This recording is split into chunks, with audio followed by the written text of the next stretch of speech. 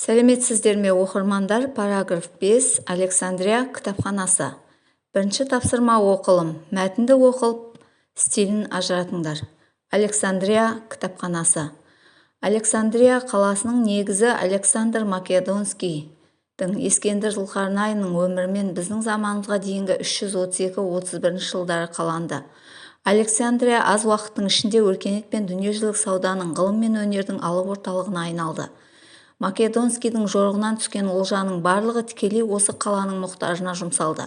Соның нәтижесінде әлемнің жеті кереметінің бірі Александрия шамшырағы, патша сарайы, театр мен стадион, кітапхана, мұражай дүниеге келді. Кітапхананың негізін қалап дамытқан, қайта жаңғыртқан Македонскийдің қолбасшысы Птолемей Сотер, құтқарушы мен оның ұлы Феодельф бұл қаланы дүниенің рухани астанасы еткісі келді. Олар ата әйгілі ғалымдар мен ақындардың, философтардың, дәрігерлердің, сәулетшілердің барлығын осында алдыртып, ғылыми мектеп ұйымдастырды. Ғұламалардың еш алаңсыз ғылыммен айналысуына барлық жағдай жасалды. Олар сол ғимаратта тұрды, сол жерде зерттеу жұмыстарын жүргізді. Сондағы оқу залдарына шәкірттеріне дәріс оқыды. Филадельфтің патшалығы тұсында кітапханада 4000 том қолжазба мен 90 000 түпнұсқа, 700 000 томнан тұратын папирустар болған деседі. Қолжазбаларды қалпына келтіретін арнайы шеберхана болған. Көшірмешілер кітаптарды көшіріп жазып, данасын көбейтіп отырған. Александрияға келген әрбір көпес кітап сыйлауға міндетті болды. Бұл тұстағы ғалымдар ақсүйектерден де жоғары бағаланып, патша дәрежелес өмір сүрген. Александрияда ең үлкен лауазым иесі кітапханашы болды. Солардың бірі Гипатия. Александрия кітапханасы отқа оранған кезде бүлінген қолжазбаларды қайта қалпына келтіріп, кітапхананы сақтап қалды. Ғалымның кітапқа деген адал қызметі оның есімін тарихта мәңгілікке кітапханашы етіп қалдырды. Ең ежелгі кітапхананың бірі Александрия кітапханасы 2 рет өртенген. Кітапхананың жер бетіне мүлдем жойылуының нақты себебі әлі зерттеліп болған жоқ. Адамзат баласының бір-бірімен жүргізген соғыстары нәтижесінде бір кездері өркениет орталығы болған кітапхана жермен-жексен болды. 20 ғасырдың соңында ЮНЕСКО ұйымы көптеген елдермен бірлесіп кітапхананы қайта қалпына келтірді. Кітап қоры толықтырылды. Енді сұрақтарға жауап берейік. Александрия кітапханасының тарихынан қандай әсер алдыңдар? Ғұламалардың патша дәрежелес өмір сүргені нені білдіреді? Сендердің ойларыңша сондай үлкен кітап қорын сақтап қалу үшін адамзат не істеу керек еді?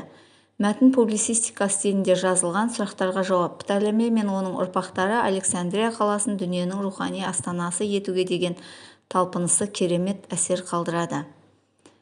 Ғұламалардың патша дәрежелес өмір сүргені сол кезде елдің өркендеуі үшін оларға жағдай жасалған болуы керек. Мұндай үлкен кітап қорын сақтап қалу үшін жер астында жасырын кітапханалар дайындау керек еді. Екінші тапсырма. Оқылым мәтіннен үстеулерді тауып, мағыналық түрлерін анықтаңдар. Мұндағы үстеулер аз, мөлшер үстеуі, арнайы мақсат үстеуі, ең мүлде нақты күшейткіш үстеулері. Үшінші тапсырма. Жазылым. Мәтіндегі орфографиялық және пунктуациялық қателерді түзетіп редакциялаңдар. Білім бар жерде кітап көбейеді, кітап бар жерде білім өркендейді. Кітапханаларға деген көзқарас сол қоғам мүшелерінің білімге деген көзқарасының өлшеуі болып саналады. Кітап білім байлығы ғана емес, рухты оятатын, ой-сананы өсіретін қымбат қазына. Кітапхана сол қазынаның алтын діңгегі. Халқымыздың рухани, мәдени ой-санасының қалыптасуы мен дамуында кітапхананың атқарар рөлі ерекше. Төртінші тапсырма. Жазылым. Оқылым мәтіндегі ақпараттар мен кестені толықтырыңдар. Александрия кітапханасының негізін қалаушылар: Македонскийдің қолбасшысы Птолемей Сотер мен оның ұлдары Филадельф. Кітапхананың негізі қаланған уақыт біздің заманымызға дейінгі 331-332 жылдары қаланды.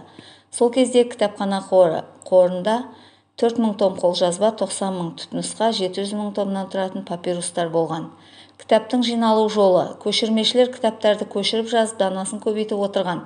Александрияға келген әрбір көпес кітапханаға кітап сыйлауға міндетті болды. Ең жоғары лауазым иесі. Александрияда ең үлкен лауазым иесі кітапханашы болды. Кітапхананы жаңғыртудағы ЮНЕСКОның рөлі. ЮНЕСКО ұйымы көптеген елдермен бірлесіп кітапхананы қайта қалпына келтірді. Бесінші тапсырма. Александрия кітапханасы туралы қосымша мәліметтер қарастырып, қызықты 5 дерек жазыңдар. Үстеу түрлерін ажыратыңдар. Біздің заманымызға дейінгі 295 жылы Птолемейдің бастамасымен Александрия музейі құрылды. Онда жұмысқа грек философтары шақырылды. Көптеген грек ғылымдарының өмірі тікелей осы кітапханамен байланысты болды. Біздің дәуірімізге дейінгі 3 ғасырда Александрия Египетіндегі кітапхана мен мұражайдың даңқы әлемге жетті. Қаражат өсті. Түрлі зерттеулер жүргізілді. Мұнда алғаш рет жер шарының өлшемі есептеліп, аспанда көрінетін жұлдыздар саны анықталды. Клеопатраның билік еткен жылдарымен ғалымдар әйгілі кітапхананың күйреуінің басталуын атап өтті.